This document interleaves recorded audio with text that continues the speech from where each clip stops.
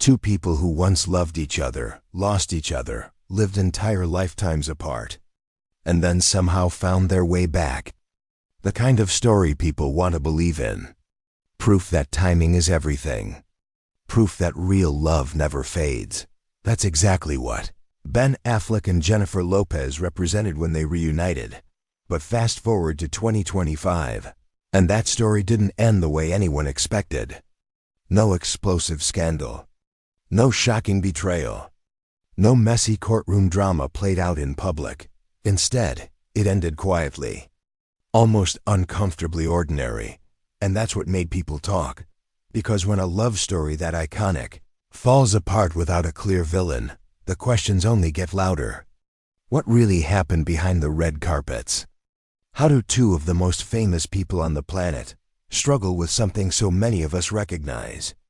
And what does their split actually reveal about love under constant pressure? To understand how it ended, you have to go back to how it began. Again. When news broke in 2021 that Ben Affleck and Jennifer Lopez were back together, it didn't feel random. It felt inevitable. These weren't strangers reconnecting. They were two people with unfinished business. Two people who had once planned a wedding, walked away, and then carried that history into completely different lives. By the time they reunited, everything looked different. Both had children. Both had experienced public heartbreak.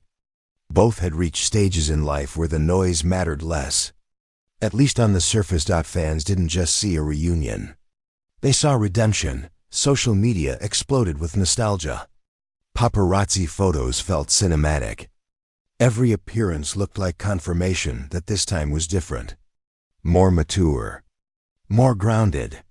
More real. And for a moment, it seemed true.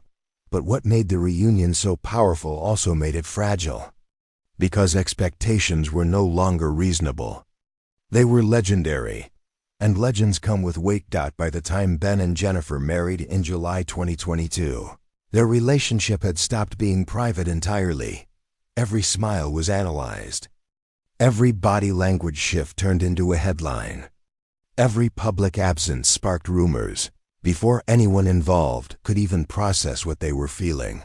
And here's where the real tension began to form. Jennifer Lopez has always embraced visibility.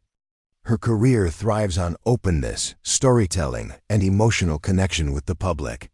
Her fans don't just consume her work, they feel involved in her journey. Ben Affleck, on the other hand, has never been comfortable living out loud. This wasn't new. He's spoken for years about his discomfort with constant exposure. But marriage didn't soften that difference. If anything, it amplified it, because now, his private boundaries were colliding with her public world, and that friction didn't explode. It simmered. In 2024, Jennifer released the greatest love story never told.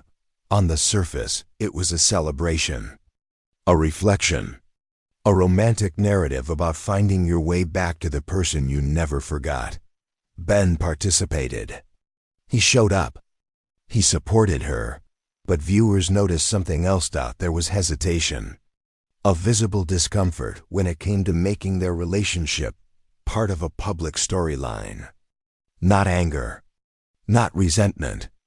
Just unease. Later, Ben would explain that while he respected Jennifer's process, sharing that level of intimacy wasn't natural for him. And importantly, he stressed that the documentary wasn't a confession of marital problems. Still, it fueled speculation. Fans began asking if love could survive when one person lives openly and the other needs quiet. And while rumors suggested tension, nothing concrete ever surfaced. What people didn't realize was that the real struggle wasn't dramatic enough for headlines. It was exhaustion. When reports of trouble began circulating in late 2024, many expected a reveal, a breaking point. A moment everything fell apart. That moment never came. According to Ben himself, there was no scandal. No explosive fight. No betrayal waiting to be exposed. He described the split as painfully normal. Two people realizing that love alone doesn't solve everything.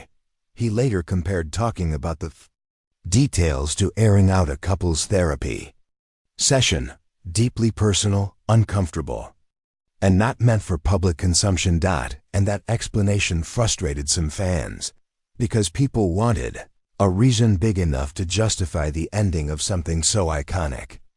Instead, they were left with something quieter and harder to accept. Sometimes things don't break, they fade. In early 2025, the marriage officially ended.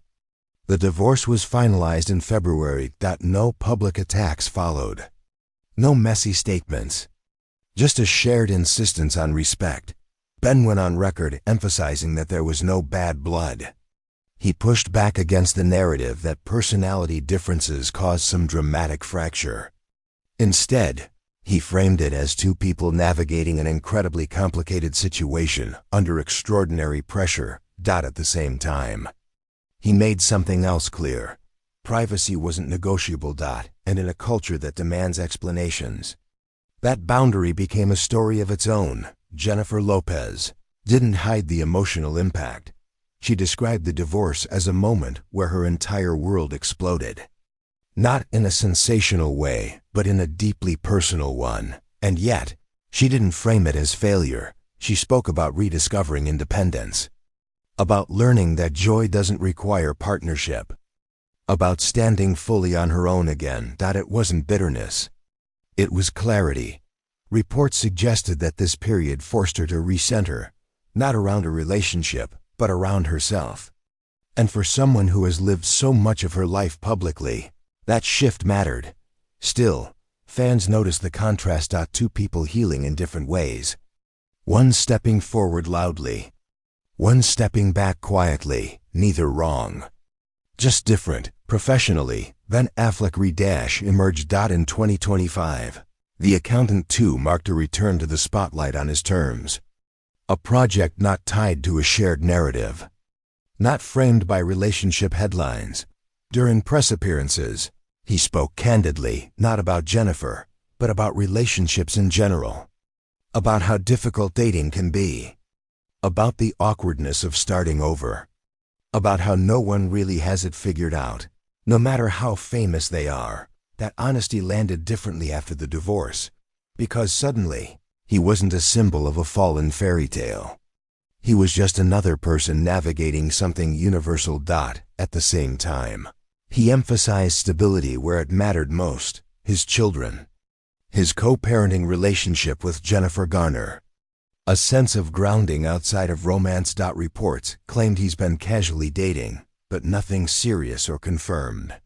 And that too felt intentional. Less noise, more control. The reason this breakup resonated wasn't because it was shocking. It was because it there was no villain to blame, no scandal to dissect, no single moment where everything went wrong. Just two people who tried again and realized that growth doesn't always mean staying together. For fans, that was uncomfortable, because the story had been sold as destiny, as proof that love always finds a way back. But real life isn't scripted. Sometimes love returns to teach you something, not to stay forever. When you strip away the paparazzi photos, the speculation, and the nostalgia, what's left is something far more relatable than a fairy tale. Two people who cared deeply, two people who tried, two people who learned that even with history, affection, and commitment, not every chapter is meant to last. Ben Affleck and Jennifer Lopez didn't fail, they evolved.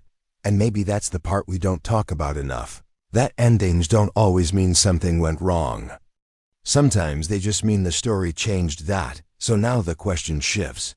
Was this relationship stronger than it looked? Or was the pressure of fame always going to be too heavy? Is love harder to sustain when the world feels entitled to every detail? Or did this reunion serve its purpose exactly as it was meant to? Let us know what you think, because sometimes the most interesting stories aren't about how love begins, but how it teaches us who we are when it ends.